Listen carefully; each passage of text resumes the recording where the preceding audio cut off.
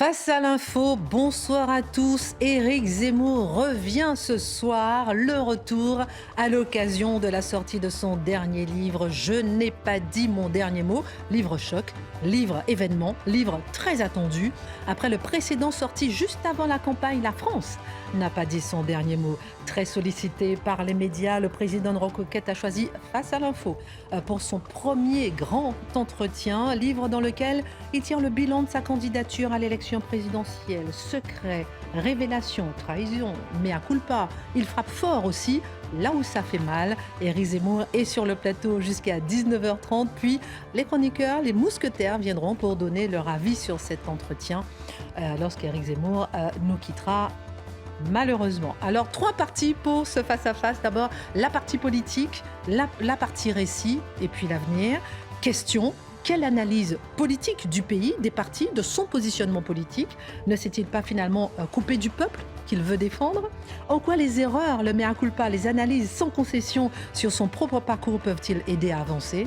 Et puis, quelles seront ses prochaines batailles? Quel avenir pour la France? A-t-il encore un destin? C'est parti. Bonsoir Éric Zemmour, vous vous livrez comme jamais pour la première fois.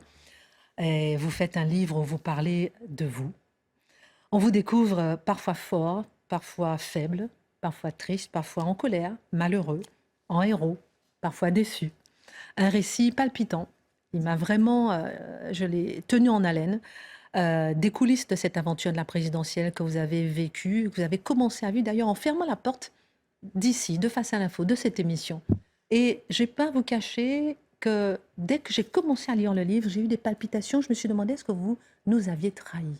Est-ce que vous m'aviez trahi? Est-ce que pendant cette période, ces 2 ans, vous étiez avec nous, vous ne pensiez pas qu'à la présidentielle? Ce n'était pas votre unique objectif? Ou bien est-ce que vraiment vous avez joué franc jeu avec nous? Ah non, j'ai joué franc jeu depuis le départ et la présidentielle, vous savez, ça faisait des années que certains me disaient, d'ailleurs je le raconte, mais tu devrais te présenter, mais tu incarnes une vraie ligne politique qui n'est pas incarnée ailleurs.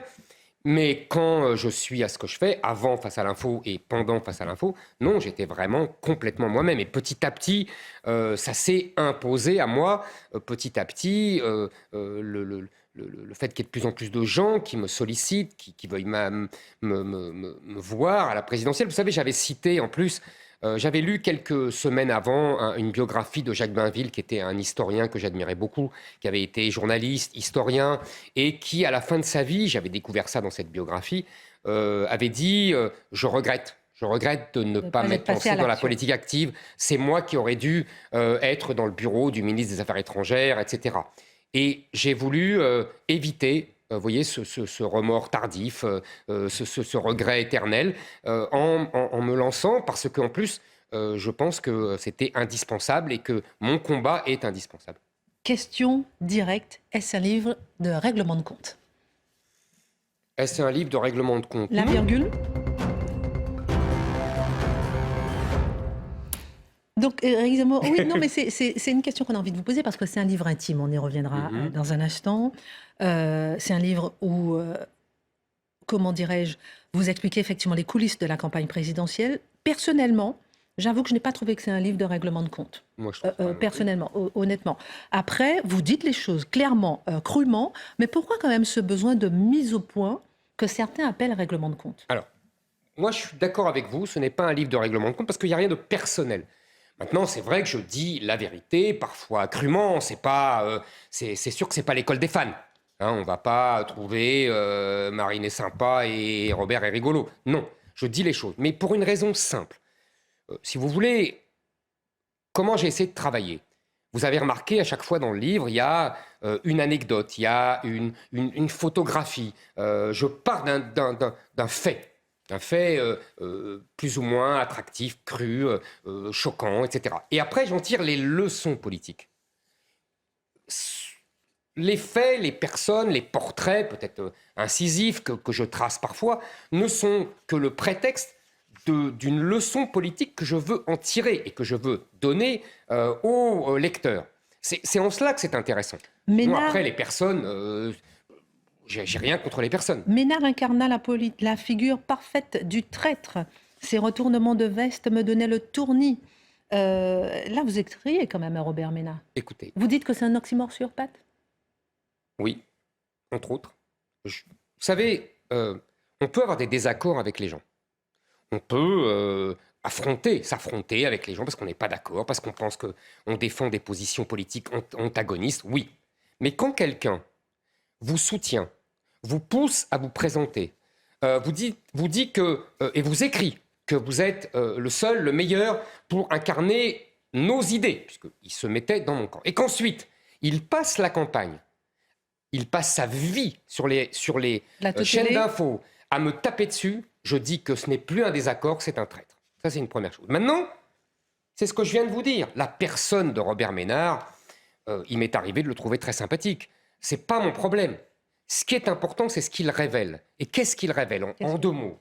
Ce qu'il révèle, c'est comment on utilise le sentiment pour dénigrer, pour délégitimer une ligne politique et une volonté de défendre la France. Robert Ménard venait tous les jours à la télévision, quelle que soit la chaîne, vous l'appelez le Judas de Béziers, hein? Absolument, pour dire Éric Zemmour est un ami, mais il est trop dur, mais il n'a pas d'empathie pour les gens.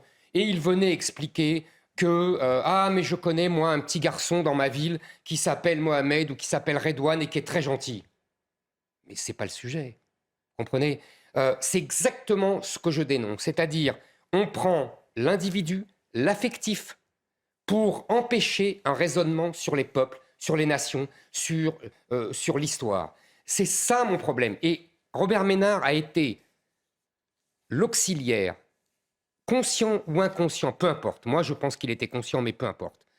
De la stratégie médiatique qui voulait me diaboliser personnellement, montrer que j'étais un monstre personnellement, pour pouvoir délégitimer ma ligne politique et mes idées. Alors vous dites aussi, vous avez dit tout à l'heure, hein, Robert, Marine, justement, rebondissons sur Marine Le Pen, il y a toute une partie sur le Rassemblement national et plus particulièrement sur Marine Le Pen. Je trouve que vous ne tapez pas non plus comme une brute sur Marine Le Pen. J'ai même cru un instant que vous alliez faire l'union des droites avec elle, mais vous avez trouvé peut-être un peu plus subtil que ça. Merci. Page 279, je n'ai pas fondé Reconquête pour le substituer au RN. Marine et moi sommes plus complémentaires qu'adversaires. Quel message, Éric Zemmour, vous avez envie de faire passer à Marine Le Pen? Parce qu'on sent que c'est la première fois que vous expliquez que vous avez tous les deux été enfermés, malgré vous, dans une certaine primaire d'extrême droite pendant cette présidentielle. Je veux transmettre aucun message à Marine Le Pen. Je veux transmettre un message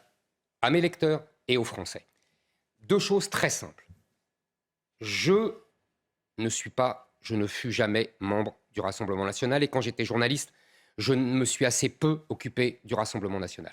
En vérité, je me suis beaucoup occupé pendant 30 ans de la droite, du RPR, de l'UDF, qu'on appelle aujourd'hui LR. J'ai écrit plusieurs livres sur ces sujets. J'ai écrit il y a 25 ans un livre dans lequel, d'ailleurs, j'annonçais tout ce qui se passe aujourd'hui à partir de mon étude de la trahison de la droite, de ses idéaux gaullistes, de ses idéaux de droite même. Si vous voulez, quand je suis rentré en campagne ou en pré-campagne en septembre, qu'est-ce que j'ai dit? J'ai dit je suis le RPR. J'ai dit dans mon discours de Villepinte, qui j'attaque? Pas Marine Le Pen, Valérie Pécresse. Parce que je pense qu'elle va trahir. C'est exactement ce qui est arrivé. Donc moi, je ne suis pas là pour remplacer le Rassemblement national. Je n'ai pas créé Reconquête pour remplacer le Rassemblement national. Marine Le Pen, je dis une seule chose. Je dis, ne venez pas m'embêter avec cette candidature qui pourrait l'empêcher d'arriver au second tour. Si elle arrive au second tour, comme c'est prévu par les sondages, elle perdra de toute façon. Je n'ai pas eu tort. Elle a perdu. Maintenant, là où vous avez tout à fait raison, en fait, je me suis rendu compte après que j'avais été enfermé dans une primaire dite d'extrême droite. Et là, je vais vous expliquer quelque chose qu'il faut expliquer surtout aux téléspectateurs. Dans les campagnes présidentielles, chaque rédaction désigne un journaliste pour tel candidat. Moi, jadis, j'ai été, par exemple, suivi Jacques Chirac pendant la campagne de 1995. Un exemple. Là, toutes les rédactions ont fait le choix qui avait l'air technique mais qui est en fait idéologique, de mettre le même journaliste sur Marine Le Pen et sur moi. Et on aurait pu, par exemple, faire un autre choix. Soit mettre des journalistes différents sur les deux candidats, soit mettre le même candidat sur Éric Zemmour et sur Valérie Pécresse. On aurait pu très bien. vous pensez que ça a une conséquence? Ah, mais c'est une conséquence majeure et je vais vous expliquer pourquoi. Le vendredi, le journaliste est avec moi. Et il m'écoute et il me dit « Ah, Marine Le Pen a dit ça. » Donc moi, je réponds. Le lendemain, il est avec Marine Le Pen. Et il lui dit « Éric Zemmour vous a répondu ça. » Évidemment, Marine Le Pen répond. Et c'est sans fin. Et nous sommes ainsi, comme nous sommes découverts des tempéraments, je dirais, de combattants farouches. Le ton monte, c'est la définition de la guerre par Clausewitz, la montée aux extrêmes. Si vous voulez, l'un et l'autre, je pense que nous en avons pâti. Je découvre hier que Marine Le Pen aurait dit à un de ses proches que son seul objectif dans la présidentielle, c'était, je cite, de tuer Zemmour. On me dit même que après sa qualification au second tour, au lieu de se concentrer sur son combat avec Emmanuel Macron, elle continuait à penser à son affrontement avec moi. Et c'est d'ailleurs pour cela qu'elle a refusé tout accord aux législatives, ce qui nous a empêchés tous d'avoir beaucoup plus d'élus. Donc, si vous voulez, je pense que cet enfermement qui a été voulu par les rédactions pour faire exister une prétendue primaire d'extrême droite. Or, moi, je ne suis pas d'extrême droite, je suis d'une ligne politique, d'une tradition que j'appellerais gaulo-bonapartiste, le RPR des années 90, vous voyez. Donc, j'ai l'impression, Éric Zemmour, parce oui. que vous étriez beaucoup si les médias, un gros chapitre sur les médias. Est-ce que, venant des médias, vous ne faites pas preuve d'une certaine naïveté, justement de ce que vous venez de dénoncer à propos des médias? Lorsque vous dites, par exemple, que les médias ont été mes plus farouches adversaires, vous dites que les médias veulent et peuvent choisir les thèmes de campagne, éliminer ceux qui ne leur conviennent pas et imposer ceux qui décident de privilégier. Je comprends bien, mais vous êtes un homme de médias. Est-ce que ça ne devrait pas être, au contraire, votre force? On dirait que vous avez été piégé comme tout le monde. J'ai non seulement été piégé, mais combattu et battu par les médias. Je pense que c'était mon adversaire principal. Ça s'est révélé ainsi. Mais vous savez, c'est vrai, vous avez raison, j'ai été journaliste pendant plus de 30 ans, donc je connais les médias de l'intérieur. Mais j'ai découvert à quel point ils étaient puissants à sidérer la population. Par un effet de sidération. Et je vais vous donner, parce que j'ai écrit près de 30 pages sur ce sujet, donc les lecteurs me liront et découvriront l'analyse la plus fine possible. Mais je vais vous donner, parce qu'on a la télévision, un exemple de ce que je ne pouvais pas imaginer. Nous sommes, vous vous souvenez, le grand meeting du Trocadéro à la mi-mars, il fait beau. Sur la place du Trocadéro, j'ai réuni 100 000 personnes, plus que François Fillon 5 ans plus tôt, plus même, me disent les experts, que Nicolas Sarkozy 10 ans plus tôt. Il y a un monde fou, il y a un soleil magnifique, les gens sont heureux d'être là, ils sont joyeux, émus et joyeux à la fois. Il n'y a pas un incident. Je crois que mon discours a enthousiasmé les gens, les a à la fois fait pleurer et exalter. Et puis, à un moment, il y a un cri dans la salle, dans la foule, parce qu'il n'y a pas de salle, nous sommes en plein air, que je n'entends pas. Et le lendemain, ce cri, vous en souvenez, c'est Macron assassin. Le lendemain, un éditorialiste explique que c'est le seul sujet de ce meeting. Oubliez la qualité du discours reconnu unanimement au début, oubliez l'ambiance bon enfant, oubliez la ferveur, oubliez le monde unique dans cette campagne. Tout cela est oublié à partir de ce moment-là, à chaque intervention télévisée ou radio, on me pose la question « Ah mais vous, que dites-vous? Pourquoi n'avez-vous pas fait taire ces gens? Ah mais vous n'avez pas entendu, mais pourquoi vous n'avez pas entendu ?» Et ça dure des heures. Voilà. Et vous racontez même qu'il y a des enfants qui... Je vais vous raconter la fin, exactement, la fin de l'histoire. Après la campagne, je dîne chez des amis et le père de famille qui me reçoit me dit « Tu sais, j'ai deux de mes enfants qui veulent te parler. » Et je vois arriver deux bambins, gentils comme tout, de 10-11 ans, un peu la mine dans leurs chaussures, qui me regardent, je me demande ce qu'ils vont me dire.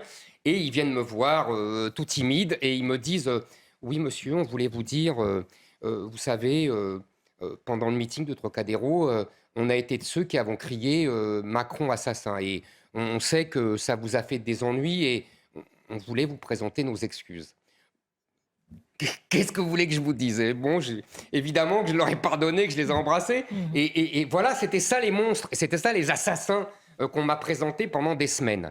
C'est pour vous dire, c'est ce que j'appelle dans le livre, quand le rien devient le tout. C'est une spécialité médiatique que j'ai découverte.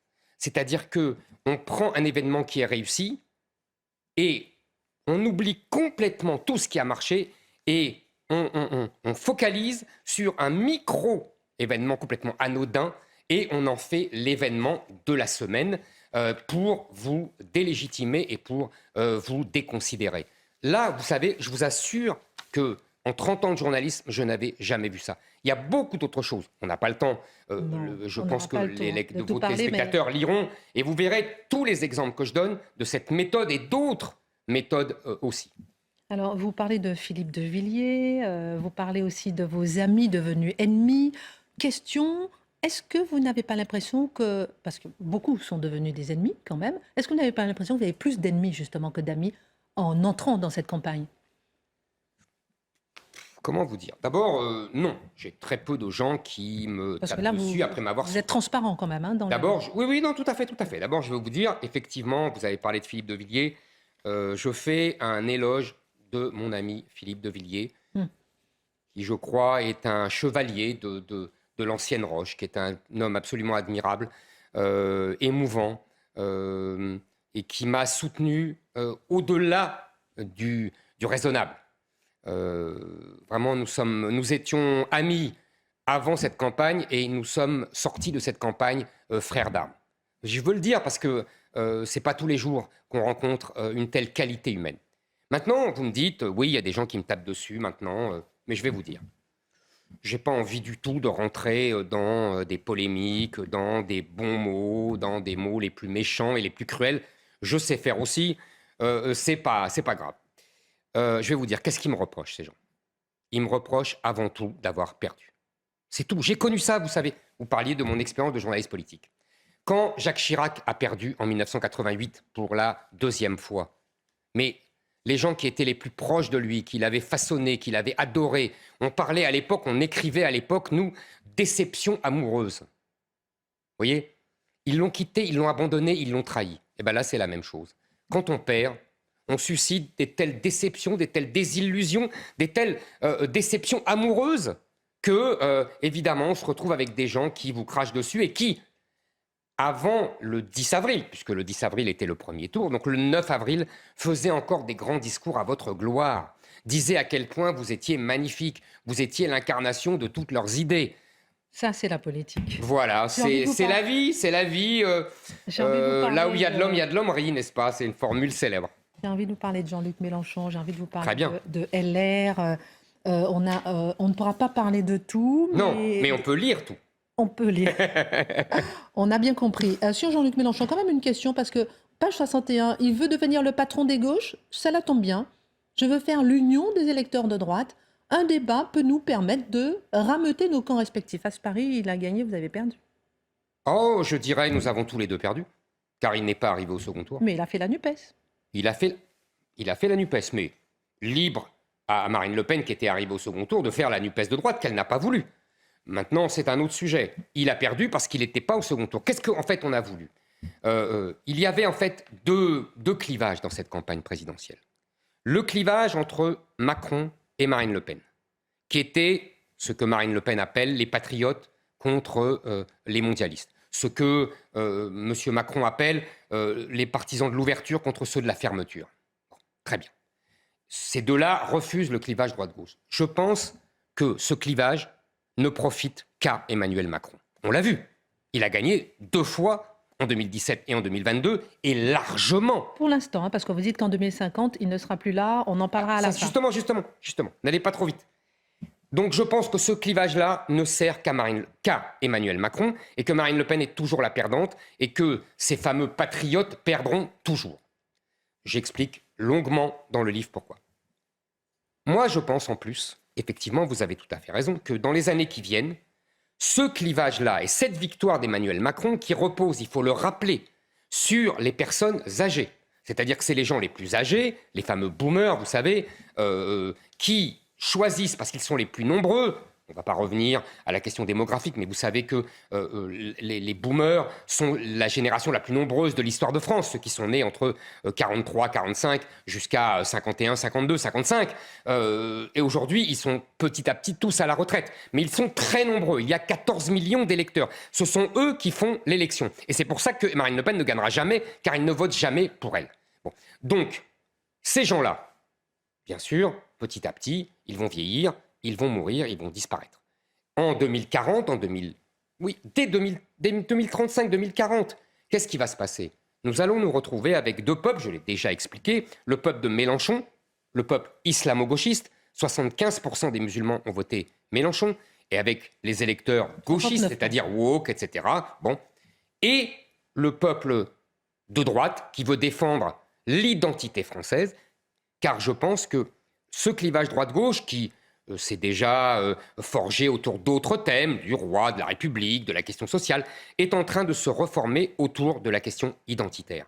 Et quand, effectivement, cette génération-là aura disparu, il restera ce clivage droite-gauche. Donc en fait, là, j'ai perdu, vous avez raison, et Mélenchon aussi, mais nous étions en avance historiquement sur le clivage à venir. Donc, bon, nous, c'est 69% des musulmans qu'on a vu qui ont voté pour. Je sais, moi aussi j'avais 69%, mais depuis j'ai lu une étude de l'Institut de sciences politiques avec beaucoup plus de sondés, il y avait 8000 personnes, et lui dit 75%. C'est pour ça que je me permets de prendre ce chiffre.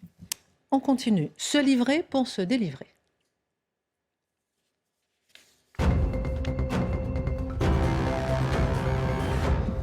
Éric Zemmour, vous ne vous êtes jamais autant livré que dans ce livre. Pour la première fois, je disais, vous parlez de vous. Vous parliez tout un chapitre quand même qui s'appelle « Mea culpa ». En quoi les erreurs vous ont-elles rendu plus politique, moins journaliste? Pourquoi vous livrez autant sur les erreurs? Alors, d'abord, pourquoi me livrer? Et pourquoi me livrer autant sur les erreurs? Me livrer parce que je pense que, évidemment, dans cette campagne, j'y ai mis tout mon cœur, j'ai mis toute mon âme, toute mon énergie. Et ce livre touche par l'intimité de... j'espère, parce que j'ai voulu montrer ce qu'il y avait derrière. Vous savez, ce que je pense avant Villepinte, parce que c'est mon premier grand meeting, mon premier meeting tout court.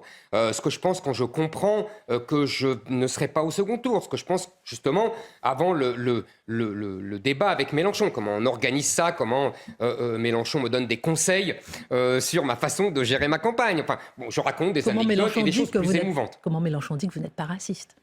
Bien sûr. Fermons la parenthèse. Ça, il ne le dira jamais en public. Voilà, donc ça, c'est une première chose. Pourquoi, vous avez dit, je fais tout un chapitre sur mea culpa? Parce que, effectivement, on fait tous des erreurs d'abord, évidemment, tous les candidats en font, et moi, j'en ai fait aussi. Et sur le moment, pendant la campagne, vous savez, vous êtes dans l'affrontement, vous êtes dans la lutte, et donc là, vous pendez vos muscles et votre âme, et vous ne voulez pas entendre, vous voyez, des reproches qu'on vous fait, vous ne voulez pas entendre des erreurs qu'on a pu faire. Et après, à froid, ça sert à ça, à écrire, on comprend ce qu'on a fait, et donc j'explique des erreurs que oui, j'ai commises. Par exemple, on parlait de Mélenchon, le premier débat était tout à fait remarquable, le second chez Hanouna, et j'ai accepté le combat de catch qu'il m'a imposé, j'ai eu tort. Il vous a détruit là? Non, il ne peut pas dire qu'il m'a détruit, il a pourri le match, volontairement. Il m'a insulté. Pas me détruire, mais j'ai accepté de rentrer dans un combat d'insultes et de cris d'orfraie. J'ai eu tort. Pareil pour Pécresse. Pécresse a choisi de me couper tout le temps la parole, de m'énerver. Vous dites pour ne pas me laisser. Tout le temps, elle ment tout le temps. Exactement. Vous êtes dur avec elle. Non, je vous assure que je suis lucide. Regardez le débat aujourd'hui calmement. Mais j'ai eu tort, c'est de ma faute. Je suis rentré encore dans ce combat. Je me suis énervé. J'ai eu tort. Il y a d'autres erreurs. Vous voyez, il y a des erreurs qu'on me reproche, mais que j'estime que je ne renie pas. Vous voyez, il y a des choses que je nie pas. Sur l'école, le handicap à l'école, etc. Par exemple, la polémique sur le handicap à l'école, on n'a pas le temps, j'imagine, de développer, mais là, c'est encore un piège que les médias m'ont tendu, et je l'explique tranquillement dans le livre. Alors, on ne va pas effectivement parler de tout, mais vous dites, par exemple, c'est assez touchant, parce que vous dites, page 260, au lendemain du premier tour, j'irai dans les rues de Paris sans but. C'est fort quand même. Je vais vous demander peut-être de lire aussi un passage sur un chapitre court, mais dense fort, qui s'appelle « La boule au ventre ». Du 24, une boule au ventre que vous avez du 24 février au 10 avril, page 253 pour vous aider. 252, voilà, c'est ça. Est-ce que vous Alors, pouvez lire peut-être un extrait allez-y, je lis alors. qui démontre un peu comment vous vous livrez peut-être dans ce Très livre? bien. Oui, je préfère en plus lire, c'est beaucoup plus facile qu'en parler à la télévision. C'est une nouvelle venue dont je me serais bien passé. Elle déboule chaque matin dès mon réveil, se loge dans mon estomac et n'en bouge plus. Rien ne parvient à la chasser, ni mes longueurs matutinales à la piscine, ni mon petit déjeuner, ni une émission sur une chaîne d'infos ou une radio périphérique. C'est un petit quelque chose qui me pèse, une tension nerveuse qui s'épanouit à mes dépens, une pointe d'angoisse qui me fouaille et me tenaille. C'est ce qu'on appelle communément une boule au ventre. Je la garde pour moi, je n'en parle à personne. Elle est venue se loger au creux de mon estomac au matin du 24 février. Je n'ai pas compris tout de suite le rapport. Puis, j'ai saisi. Cette boule d'angoisse est un boulet perdu de la guerre en Ukraine qui a atterri dans mon corps.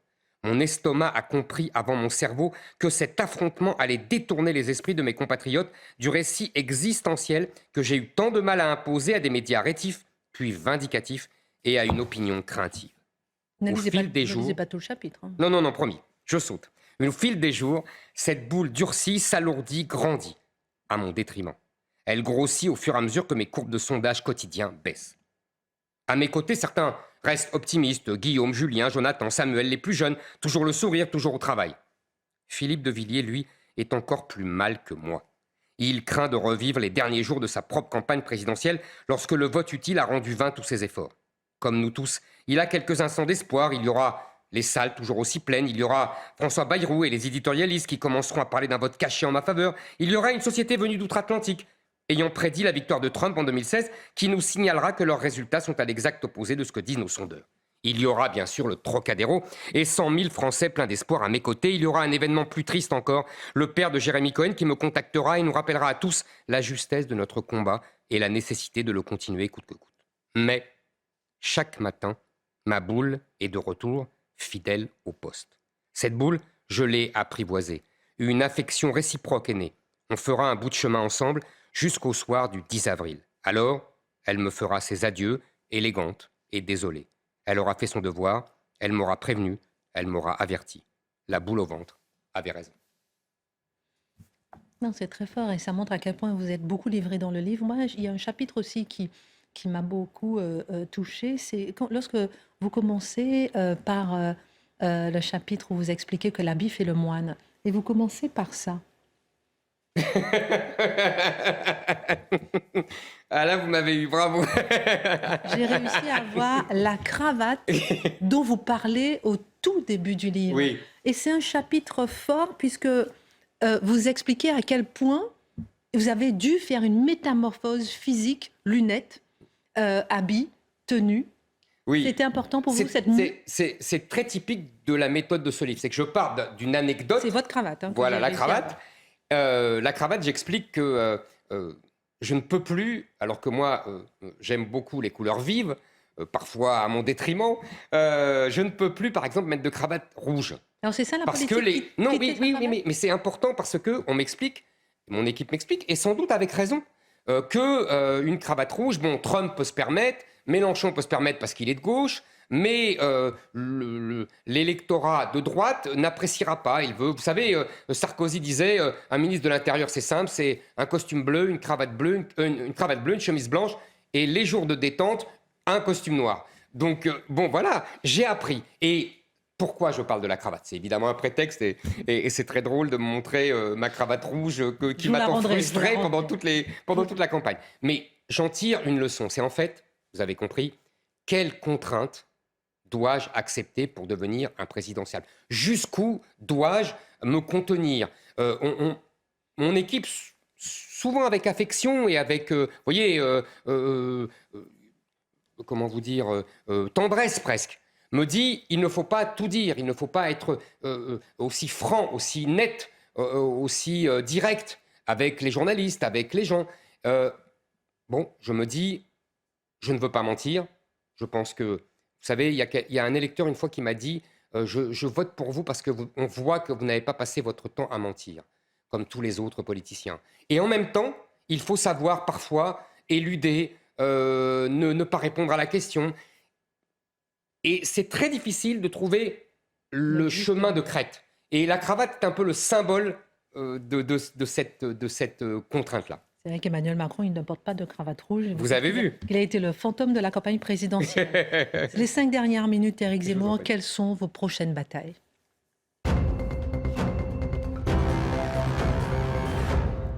D'abord, j'ai beaucoup de questions. Malheureusement, on est obligé d'aller vite. Mais avant de se projeter sur un temps long, déjà un temps court, aujourd'hui, nous sommes au cœur de la réforme des retraites.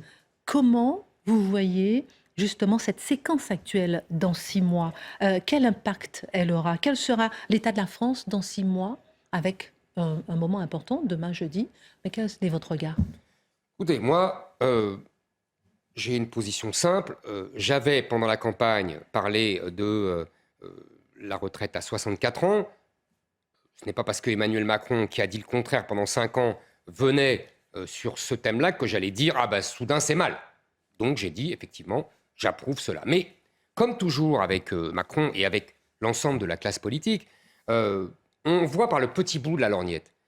Avec cette réforme-là, comptable, parce qu'en fait c'est une réforme comptable, on rajoute des années pour faire des économies. On va recommencer dans 3 ans, dans 4 ans, dans 10 ans, et à chaque fois, on va rediviser la France. Parce qu'en fait, il y a toute une réforme beaucoup plus globale à faire pour contenir et pour solidifier et pour sauver finalement le système par répartition. Il faut une politique familiale de natalité, parce que c'est les enfants d'aujourd'hui qui vont payer les retraites aux gens de demain. Il faut une politique de lutte contre la fraude. Il y a beaucoup de fraude, en particulier les retraites payées aux travailleurs étrangers, l'ASPA. Bon, il y a également, si vous voulez, une politique de réindustrialisation, car plus il y aura d'emplois, plus les gens pourront payer les retraites, puisque c'est le principe du système de répartition, et on pourrait même compléter ce système de répartition, puisqu'on sait qu'on a une pyramide des âges qui devient de plus en plus défavorable, par un système de capitalisation. Et vous trouvez que les médias en font trop sur les retraites? Non, je trouve que les médias, oui, font que ça, mais si vous voulez, là, en l'occurrence, toute la classe politique est décidée à jouer son va-tout sur cette réforme. Je trouve surtout qu'il y a une gauchisation du paysage politique, une nupécisation du paysage politique. On voit tout le monde basculer à gauche. Moi, je suis resté droit dans mes bottes, à droite. À la limite, je vois que le président du groupe LR au Sénat, M. Retailleau, qui tient sur la même ligne qu'il avait avant. Vous l'auriez voté, vous, cette réforme? Vous l'auriez voté? Si vous voulez, j'aurais expliqué exactement ça. Je le vote parce que je ne veux pas me dédire et parce que je pense que c'est nécessaire, mais ce n'est qu'un petit bout de la lorgnette, il faut une réforme beaucoup plus globale. Alors pour la France de demain, vous aviez parlé tout à l'heure effectivement de la France de 2040-2050. C'est un moment très fort aussi, je trouve, parce que vous expliquez cet affrontement, ce clivage droite-gauche qui est en train d'arriver et où toute la Macronie disparaîtra avec les boomers. Très important et intéressant pour comprendre votre point de vue. Vous accordez une place importante aussi à l'histoire. Vous dites par exemple, page 209, Renan nous l'a enseigné, une nation n'existe que si elle a conscience d'avoir une histoire partagée. Page 219 aussi, vous dites, nous devons impérativement, disons-nous, réapproprier notre histoire pour être en mesure de la poursuivre. C'est-à-dire que vous voyez l'avenir de la France à travers l'histoire. Oui, c'est comme vous savez, c'est même plus que cela, si vous voulez. Je pense que on m'a souvent demandé, est-ce que vous voyez une rupture dans votre nouvelle vie, etc. En fait, j'y ai pensé moi-même et je pense aujourd'hui que c'est une grande continuité. C'est-à-dire que je lutte toujours pour mes idées, pour mes opinions. Simplement, j'ajoute des éléments. Au début, c'était le journalisme, après, c'était la presse écrite, après la presse radiophonique, télévisuelle, les émissions dites de divertissement, les livres et Face à l'info. Et aujourd'hui, j'ai un parti. C'est encore une nouvelle arme. Je vous donne 2 exemples. Après, je vous demanderai si vous avez un destin encore ressemblera à votre destin. Mais c'est la même question, donc vous inquiétez pas, je vais précéder votre question. Je vais vous donner 2 exemples. Il y a quelques mois, à Calais, une enseignante voulait embrigader ses élèves pour les emmener à un camp de migrants, pour leur expliquer la bonté des migrants et la nécessité de tous les aider et de tous les accueillir. Nous avons, avec la structure que j'ai créée, Parents Vigilants, qui regroupe désormais 45 000 parents, décidé que ce n'était pas acceptable et nous avons fait reculer cette enseignante. Vous faites de l'agit-prop? Non, attendez. Deuxième exemple, à Calac, il devait y avoir un centre de migrants, qu'on devait installer des migrants aux grandes dames de la population. Nous avons aidé cette population d'un petit village à résister à cette installation. Calac et Calais. Quand je n'étais pas président de Reconquête, quand j'étais sur votre antenne, j'aurais sans doute fait un éditorial, peut-être bon, qui aurait dénoncé ces deux événements. Mais aujourd'hui, je ne me suis pas contenté de dénoncer. J'ai empêché. C'est-à-dire que auparavant, j'avais une influence sur la vie des Français, L'apostrophe AVIS. Aujourd'hui, j'ai une influence sur la vie des Français, c'est-à-dire VIE. Et je pense que c'est ça la nouveauté. Et quand vous dites c'est de l'agit-prop, non. C'est Si, de vous la... faites un peu comme l'extrême gauche il y a quelques années. Mais comme toujours, la gauche fait toujours ça, pas seulement l'extrême gauche. La gauche fait toujours ça, mais c'est pas de l'agit-prop. C'est de la lutte culturelle. Parce qu'en fait, si vous voulez, la gauche a compris qu'elle pouvait façonner les esprits, même lorsqu'elle n'était pas au pouvoir. C'est ce que la droite n'a jamais compris. D'ailleurs, la droite, même quand elle est au pouvoir, elle laisse la gauche façonner les esprits, et donc du coup, elle s'y soumet. C'est tout l'enjeu de mes désaccords avec Marine Le Pen, comme avec les gens de LR. Moi, je pense qu'il faut lutter contre la gauche pour, à son tour, contenir la force de la gauche à endoctriner les gens. C'est ce que j'ai appelé le grand endoctrinement. Dernier mot, vous irez aux européennes. Avez-vous un destin? Quel est-il? Vous savez, nous n'abandonnerons pas du tout, j'ai parlé de la lutte idéologique, culturelle, des idées, de l'action, ce que vous avez appelé agit-prop, et des élections. Évidemment, nous sommes un parti politique, nous irons aux élections, nous irons aux européennes, nous irons aux municipales, où je pense que nous pourrons faire de grands scores. Les européennes, moi, vous savez, ce n'est pas un sujet majeur. Est-ce que je serai tête de liste? Est-ce que Marion Maréchal, puisque évidemment elle s'est portée candidate, et j'en suis très heureux, est-ce que ça sera elle la tête de liste? L'important n'est pas là. En vérité, si je suis tête de liste, je ferai campagne avec elle. Si elle est tête de liste, je ferai aussi campagne avec elle. Nous défendrons nos idées ensemble, nous défendrons nos positions. Pareil pour les municipales. L'important est que nous portions notre message et que nous acceptions, nous accueillions de plus en plus de gens qui comprennent l'urgence de notre combat. Je n'ai pas dit mon dernier mot. Livre à lire pour mieux vous comprendre. Déjà, numéro 1 des ventes, où vous étriez certaines personnes, vous donnez votre avis, enfin vous livrez. Je vais appeler Marc Menant pour nous rejoindre, puisqu'il fait partie du canal historique de Face à l'info. Absolument. Je vous appelais tous les deux Dupont. Et ensuite, les chroniqueurs viendront. Il n'y a pas de place pour tout le monde, donc vous serez obligé de nous quitter, Éric Zemmour. Mais quel est votre regard sur Éric Zemmour, vous étiez là tous les deux il y a quelques années. Oui, voilà, aux mêmes places d'ailleurs, pas dans le même studio, mais aux mêmes places. Alors, votre regard, Marc Menant, en 2 mots sur Éric Zemmour d'aujourd'hui, vous l'avez connu chroniqueur, et puis sur ce qu'il a dit ce soir par rapport à son livre. Oui, c'est bien parce que c'est un homme. Ce livre, c'est le livre d'un homme. Vous n'êtes pas obligé de l'applaudir. Hein. Non, pas du tout. Non, mais parce que je vais préciser qu'au départ, j'avais même un rejet d'Éric Zemmour que je ne connaissais pas. C'est-à-dire que moi, c'était la rumeur qui me portait Éric Zemmour à l'oreille. Ouais, ce facho, oui, ce raciste, etc. Et je reprenais comme un perroquet de temps en temps dans des conversations, ce dont j'ai horreur, j'aime bien démontrer. Et puis, il y a eu cette émission. Le patron, Serge Nedjar, m'a dit, voilà, on va faire une émission avec Éric Zemmour. Et dans cette maison, c'est la démocratie. Il m'a dit, est-ce que tu es d'accord pour être l'un des chroniqueurs face à Zemmour?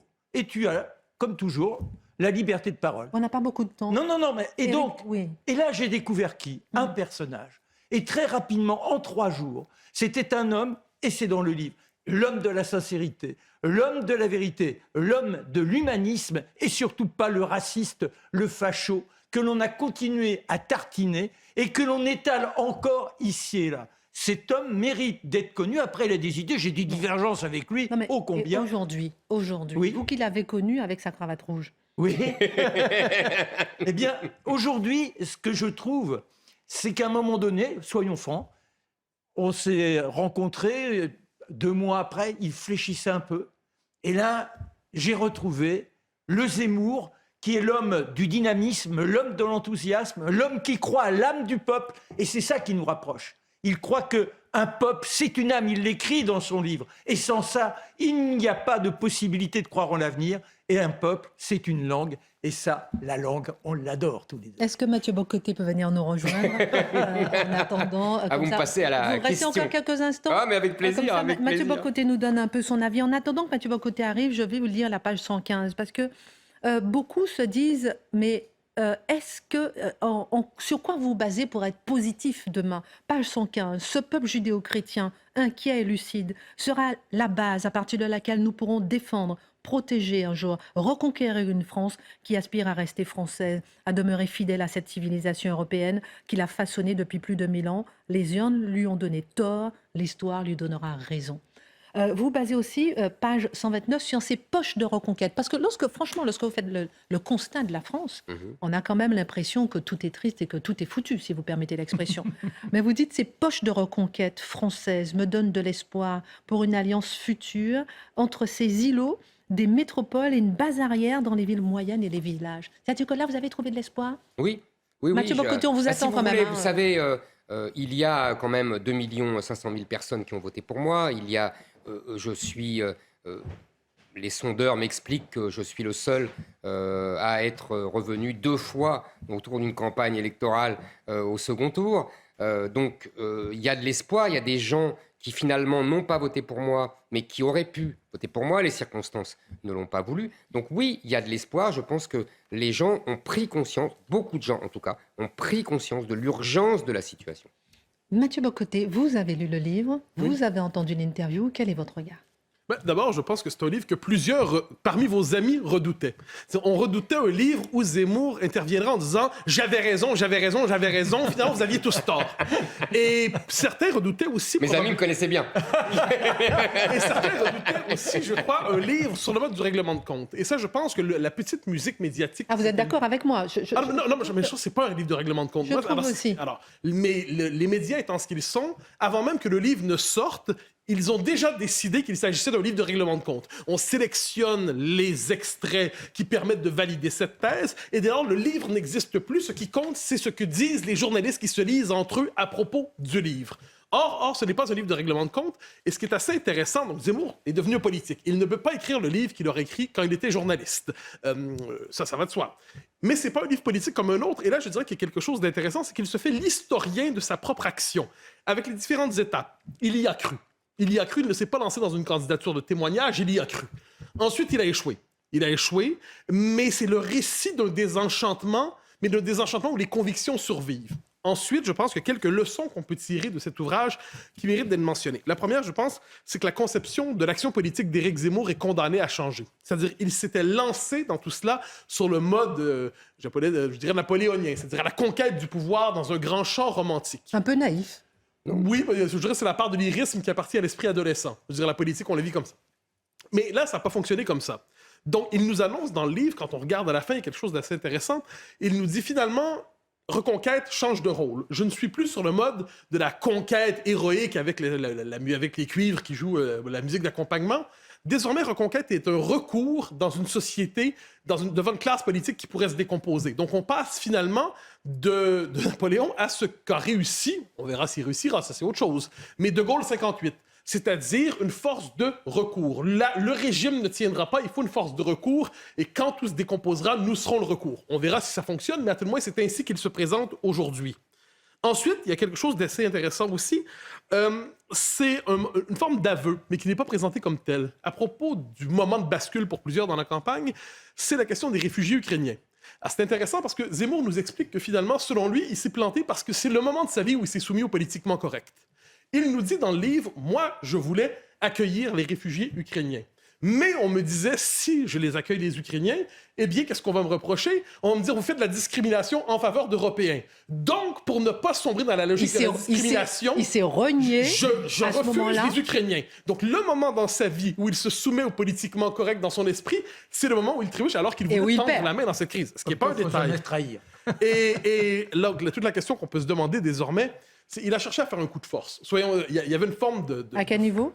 Rappelez-vous, les semaines, je dirais même les mois qui précèdent sa lancée en campagne, il croyait, puis il y avait une force véritablement. Rappelez-vous, lorsqu'il se lance, ça monte dans les sondages, ça monte, on se demande est-ce que Si vous, tout le jeu si vous politique permettez, j'aime bien parce que dans son livre, il dit à 7% ce sont des sourires, à 10% des sourires affligés, à 15% des grimaces, à 18% la panique. oui, oui, mais alors là, la question, c'est savoir comment durer. Je le disais, il passe du scénario du coup de force, c'est-à-dire je m'empare de tout, au scénario du recours. Comment durer lorsqu'il n'a plus, cela dit, cette force qu'il portait, c'est-à-dire tous ceux qui, d'une manière ou de l'autre, avaient des espoirs en lui. La deuxième fois n'est jamais aussi enthousiasmante que la première. En cela, comment toute chose. Et de ce point de vue, la question de comment durer, c'était une action politique sous le signe explosif. Comment durer, c'est la question que tous lui poseront dans les prochains temps. Mais j'invite les gens à lire ce livre et ne pas lire ce que les journalistes en disent. Ce serait une bonne manière, encore une fois, de voir l'écart entre le grand récit médiatique et la vérité des faits. Alors, pendant que Guillaume Bigot nous rejoint, Éric Zemmour, réaction peut-être par rapport à ce que dit Mathieu Bock-Côté. Deux choses. Un, sur le journaliste que je fus et que je ne suis plus. Il n'empêche, je dirais, c'était un peu l'originalité de ma position et du livre, c'est que je pense avoir vu des choses, et on en a parlé tout à l'heure, que un journaliste n'a jamais vu, parce que j'étais à l'intérieur d'une campagne et même à l'intérieur de moi-même. Et en même temps, je vais dire dans ce livre, je dis des choses qu'un politique ne dira jamais parce que je livre beaucoup plus et je vais au fond, je crois, des choses, des analyses, etc. Donc il y a cette rencontre entre l'ancien journaliste et le néo-politique, si j'ose dire. Qui fait de vous une particularité. Deuxièmement, oui, je suis d'accord avec Mathieu. On est passé de l'épopée napoléonienne au recours. Je n'ai pas gagné cette élection présidentielle. J'ai cru surtout être au second tour à 2 reprises. Vous savez, on peut perdre quand le recours, qu'est-ce que c'est ? C'est le général de Gaulle qui, en 1946, part du pouvoir parce qu'il dit la 4e République n'est pas capable de régler les problèmes de la France. Personne ne le croit. Et il croit qu'on va le rappeler dans 6 mois. Absolument. Et il attend 12 ans. Et en 1958, les Français vont le chercher en lui disant « Eh ben, tu avais raison, la 4e République n'est pas capable de régler la question de l'Algérie. À toi de jouer. » On a compris que vous attendez votre 58. Guillaume Bigot, votre regard... On peut rien dire avec Christine. Votre regard, Guillaume Bigot, par rapport au livre que vous avez eu le temps de lire et aussi ce qu'a dit Éric Zemmour aussi sur ce plateau. Bon, d'abord, très rapidement, le lecteur que je suis et l'admirateur de la plume d'Éric Zemmour est très satisfait. Je m'attendais d'abord à un livre politique et, pour pas dire son dernier mot électoralement, peut-être qu'on n'écrit pas tout ce qu'on veut écrire en réalité. Or, on retrouve la plume libre, on retrouve l'écrivain, la boule au ventre, la démonstration, l'image du boulet. C'est vrai que c'est très bien écrit. C'est fantastique quand il dit, par exemple, je vais citer juste cet extrait, qui dit « Mais en fait, j'ai gagné bien des batailles ». Mais la guerre d'Ukraine, ça a été ma retraite de Russie. Voilà, donc il y a quelque chose, pas trop de flagornerie, d'autant que la suite va être plus terrible. Mais grosso modo, il y a quelque chose comme chose vue, et c'est chose vécue. Et c'est quelqu'un qui reste un écrivain et un journaliste, et qui se regarde lui-même en étant un acteur de la bataille et de l'histoire. D'ailleurs, il aime beaucoup chose vue de Victor Hugo. Exactement. Alors, le négatif ou l'interrogatif. C'est pas le négatif, c'est l'interrogatif. Exactement. Oh, j'espère bien. Sûr. Je pense que justement, ici, on est dans un microclimat, si j'ose dire. C'est-à-dire qu'ici, on sait bien qui appartient à la chaîne, etc. C'est une bourgeoisie qui reste patriote. Attendez, vous allez voir. Non, patriote. Je retire ce que vous dites. Non, attendez. Personne, tout le monde est libre ici. Mais c'est pas qui appartient à la chaîne. Ça, mais ça n'a rien à voir avec le manque de liberté. Rien à voir, vous allez voir l'argument. Je pense qu'en fait, Éric Zemmour dit que la gauche a trahi, pour faire simple. Oui. Eh bien, je pense que la droite a trahi autant que la gauche. Et d'ailleurs, Éric Zemmour le dit lui-même. Ici, on est dans un microclimat. C'est-à-dire qu'on a une droite qui est...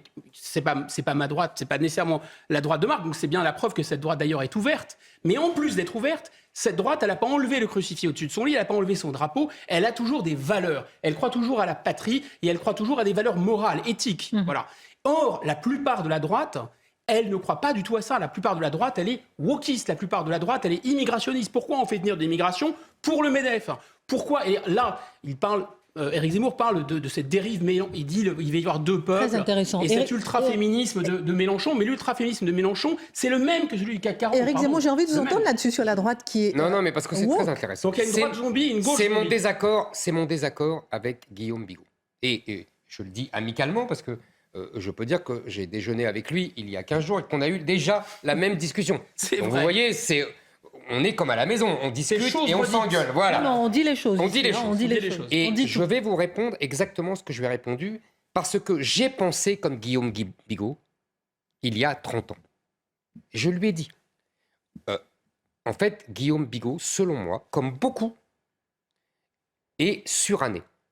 C'est-à-dire que, non mais, je le dis amicalement et en toute Bien amitié, évidemment, je pense qu'il croit encore à la phrase de Jaurès, la patrie est le seul bien des pauvres, et il croit encore, que j'ai moi-même cité, hein, je précise, pour ne pas croire que je viens comme ça de haut et que je fais la leçon. J'ai moi-même cité cette phrase à profusion. J'ai moi-même écrit sur la trahison des élites de Christopher Lasch, comme Guillaume.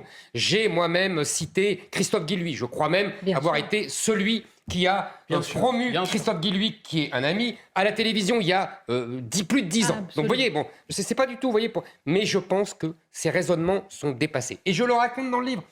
J'ai découvert moi-même la bourgeoisie patriote. Je raconte tous ces patrons. Il y a un chapitre sur la bourgeoisie Exactement. patriote. Je raconte tous ces patrons qui me disent « Oh, ne me parlez pas d'économie, là, on sait, votre programme, il sera très bien. Parlez-moi d'identité de la France. Parlez-moi de la question de l'islamisation du pays. » Je suis allé à Londres, dans l'antre de cette finance cosmopolite et apatride dénoncée par Guillaume et par tous les turiféraires du clivage droite patriote contre mondialiste. Et j'ai vu des gens qui m'ont reçu d'abord les bras ouverts et qui m'ont dit « Si vous gagnez, on rentre. On en a assez de prendre le train pour arriver Gare du Nord, où à la Gare du Nord, on n'est plus en France, Et vous les on avez est cru. en Afrique. » Comment ? Et vous les avez crus. Mais bien sûr, mais ils ont voté pour moi. Je vous signale que parmi les Français de l'étranger, dans beaucoup de pays et dans beaucoup de villes, je suis le dernier rival d'Emmanuel Macron. Il y a une droite bourgeoise macronienne, vous avez tout à fait raison, qui a passé par-dessus bord la nation et le pays. Ça, vous avez raison. Mais il y a une autre droite qui n'est pas marginale, qui n'est pas résiduelle et qui est des gens qui sont vraiment, qui aiment leur pays et qui ont compris. Comment aller la chercher ? Pardonnez-moi. Comment aller la chercher ? Comment mais je la suis allé la rassembler derrière ? chercher. Oui, elle ne vous a pas Pardonnez-moi, entendu ? je suis allé la chercher. Je fais des très bons scores dans l'Ouest parisien. Je fais des très Vous bons appelez scores ça à poche de Versailles. reconquête, mon Attendez, cher Éric, mais je ça fais n'a des- pas suffi. Non, attendez, ça n'a pas suffi parce qu'il y a eu, je le raconte, un vote utile. Il y a eu des circonstances particulières avec la guerre d'Ukraine qui a effacé la question de l'identité et du clivage autour de l'identité et de l'islamisation du pays. Donc, mais je pense vraiment que Guillaume se trompe et que d'abord, les classes populaires seules ne gagneront jamais une élection. C'est ce que je dis à tous les partisans de Marine Le Pen. Et deuxièmement, moi, je ne fais pas... J'aime la France, non pas seulement pour les classes populaires. J'aime la France pour les bourgeois, pour les aristocrates même, pour tout ce qu'ils ont apporté dans l'histoire de France. Je veux dire, la cour de Louis XIV à Versailles, ce n'est pas les classes populaires, mais c'est la Mais France. il y a quelque chose, Mathieu. si je peux me permettre, si on peut scinder la bourgeoisie en deux, si on me permet cette idée, ce qu'on appelait la Comme bourgeoisie l'immigration, d'ailleurs, UDF, Mathieu. ce qu'on appelait la bourgeoisie UDF, la bourgeoisie libérale, et ainsi de suite, ce que je note chez elle souvent, c'est une forme de désespoir qui ne dit pas son nom.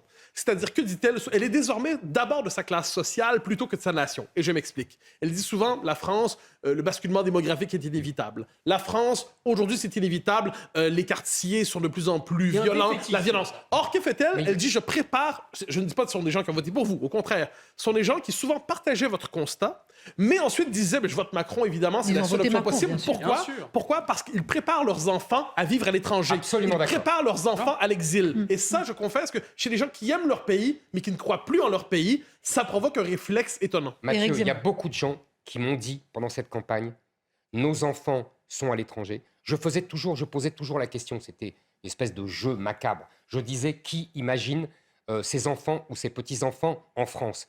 Et en général, personne ne levait la main.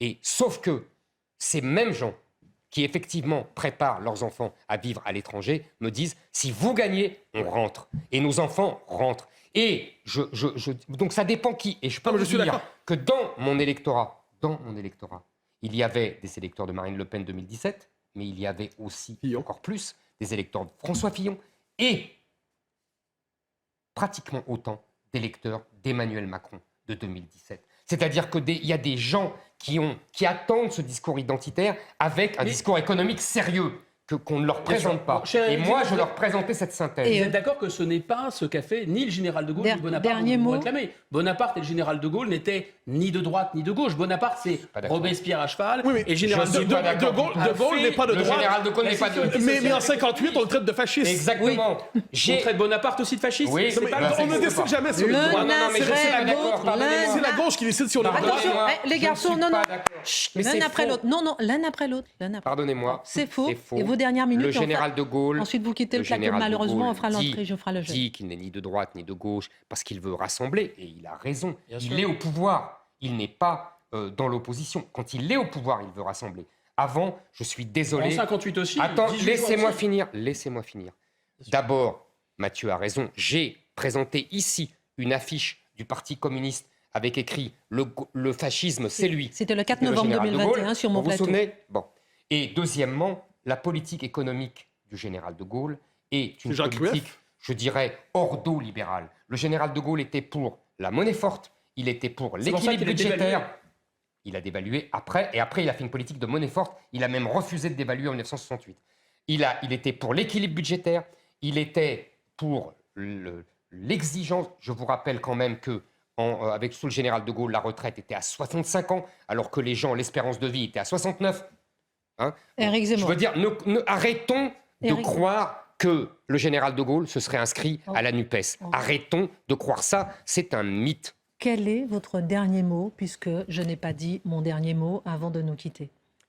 Mon dernier mot, c'est que je continue à me battre pour mes idées, pour sauver la France de la mort annoncée. Je maintiens ce diagnostic que certains jugent apocalyptique. C'est au contraire lucide et je me battrai jusqu'au bout de mes forces.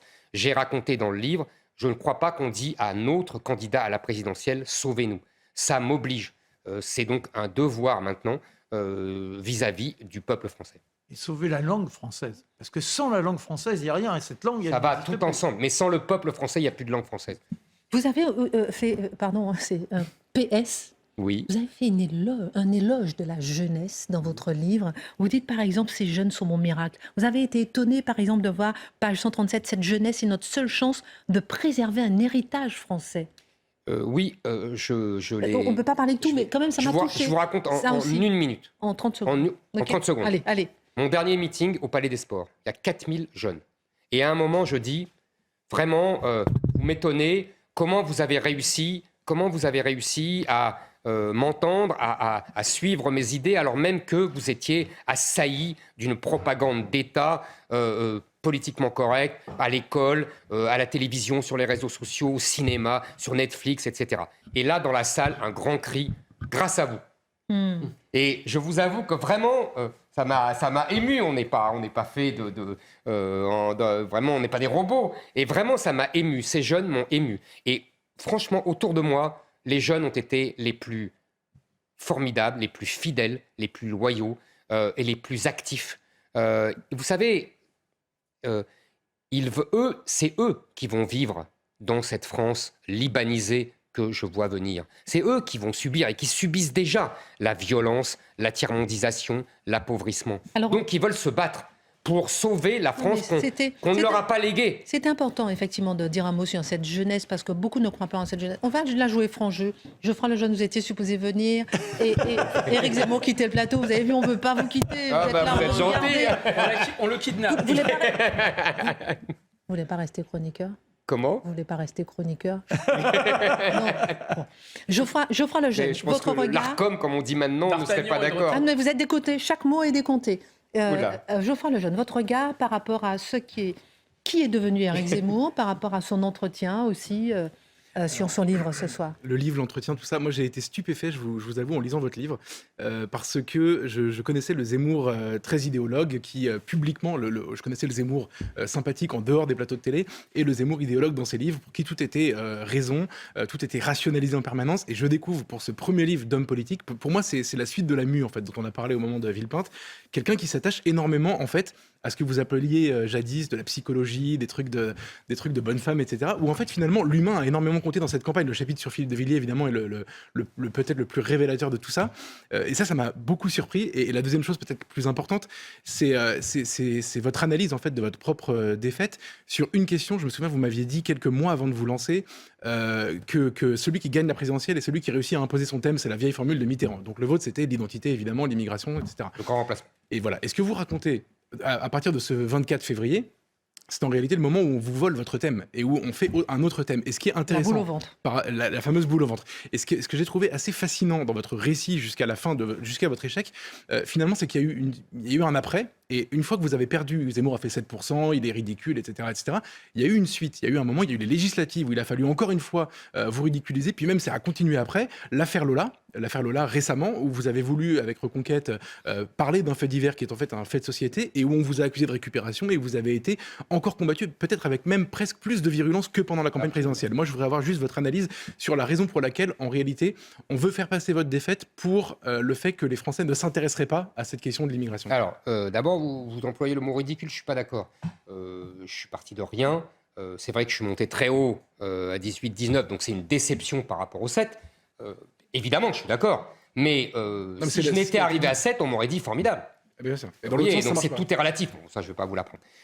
Maintenant, pour la psychologie, j'ai jamais nié l'importance de la psychologie. D'ailleurs, je me souviens, quand j'étais journaliste, je pouvais m'attacher à des considérations psychologiques. Ce que je n'aime pas dans le journalisme contemporain, et dont je me moque, c'est tout réduire à cela. Et oublier les grands faits idéologiques, politiques, historiques. J'ai tout un chapitre sur l'histoire qui a complètement déserté la vie politique. Et on était, je crois, deux, avec Mélenchon, à tenir compte et à connaître, d'ailleurs, depuis Valéry l'histoire de Giscard d'Estaing, d'ailleurs. Maintenant, vous avez tout, je pense que, si vous voulez, et d'ailleurs, j'explique pourquoi j'ai été diabolisé, et contrairement à ce que disaient Robert Ménard et d'autres, ce n'était pas ma personne qui était diabolisée, c'était mon thème. C'est-à-dire qu'à partir du moment où on dit il y a un grand remplacement, à partir du moment où on dit le danger, c'est l'islamisation du pays, à partir du moment où on dit la France va devenir un Liban en grand avec ses factions entre chrétiens et musulmans, comme il y a eu dans les années 70-80, qui ont tué ce pays, on le voit aujourd'hui, on est diabolisé. On pourrait être le pape ou le Dalai Lama, on serait diabolisé. D'ailleurs, vous l'avez vu, il y a quelques jours avec le président de Tunisie. Cet homme est un... D'ailleurs, le Dalai Lama est diabolisé. Exactement, le Dalai Lama est diabolisé. D'ailleurs, le pape précédent fut diabolisé. Et le président de Tunisie. Si vous voulez, je pense que la question identitaire, la question de l'immigration globale, la question de l'explosion démographique de l'Afrique. Ils seront 2 milliards en 2050, ils étaient 100 millions en 1900. Ça pose un problème au monde entier. Et on le voit en Tunisie. La solution n'est pas forcément l'arrêt de l'immigration. Ah, la solution est l'arrêt de l'immigration. Ça, c'est sûr que c'est la seule solution. Et il y a d'autres solutions. Bunkeriser la France par rapport au reste du monde. Mais on ne bunkérise pas. Vous savez, on simplement... mais ça nous emmènerait trop loin comme discussion. On l'aura la prochaine fois, si vous voulez. Mais en tout cas, ce que je veux vous dire, c'est que ce n'est pas moi qui suis diabolisé. J'ai mis du temps à le comprendre. C'est mon thème. À partir du moment où j'assumais ce thème-là, eh ben, je me condamnais à être diabolisé. Et pour ne pas être diabolisé, eh ben, il faut se taire sur ce thème-là. Geoffroy Lejeune. Ce que vous dites aussi, après j'en ai fini, mais c'est qu'on se sert de votre score pour dire que les Français se fichent de ce sujet. Et vous dites aussi, d'ailleurs dans le livre, vous expliquez que finalement tout le monde avale cette lecture. Marine Le Pen, Emmanuel Macron, etc. Tout le monde se sert de ça pour rejeter le thème. C'est ça que Bien sûr. Personne ne veut parler de ça. Mathieu, et ensuite la conclusion avec vous, avant l'arrivée de Pascal. Oui, en fait, lorsqu'on parle, c'était votre échange avec Guillaume Bigot, la réunion des patriotes des deux rives de gauche, de droite. En fait, le véritable enjeu, est-ce que ce n'est pas qu'une partie de la gauche traite la question identitaire sur le mode radioactif? Elle peut se rallier à la critique de l'Europe, elle peut se rallier à la défense de la souveraineté, elle peut même critiquer les juges s'il le faut, mais la question identitaire dans sa dimension... Et c'est comme c'est une question qu'elle ne veut pas toucher parce qu'elle sait que si elle la touche véritablement, elle sera condamnée à une vocation de paria, finalement. Mais on l'a vu. Vraiment, je réponds très très vite et je réponds à mon ami Guillaume par la même occasion. On l'a vu avec ce pauvre Arnaud Montebourg, qui n'a jamais dépassé 1,5% dans les sondages. Il croit toujours à la gauche. Attendez, Oui. à partir du moment... Il explique dans le non, livre. il a dit ni droite ni gauche, il n'a pas dit la gauche. À partir du moment où il a voulu parler d'immigration de façon timide, il voulait simplement bloquer les visas tant que les Algériens et les Tunisiens ne prendraient pas nos clandestins. C'est ce qu'a fait Macron et il s'est couché au bout de 6 mois. Ses partisans eux-mêmes l'ont lâché et il a dû abandonner. Merci. Et quels sont... Attendez, 30 secondes, j'en ai fini. Bon, vous en rajoutez. Bon, Éric je m'en Zemmour. vais. Bon, allez, un dernier mot. Non, un Parce dernier qu'elle mot, arrive. simplement pour vous dire que C'est fini, les c'est patriotes de gauche, les Montebourg, les Chevènement, qu'est-ce qu'ils ont fait? Ils ont voté pour le mondialiste Macron. Ils n'ont pas voté du tout pour la patriote. Alors, Pour moi, ça ruine tout votre clivage. voici Pascal Pro qui vient vous Ah, saluer, qui continue. On laisse la place, on est comme ça. Bonsoir, Donc, je vous ai comment allez-vous? écouté, Je vous laisse ma c'était- place. Ça vous a Merci plu beaucoup. Merci Eric, merci à tous. Merci beaucoup. Christine.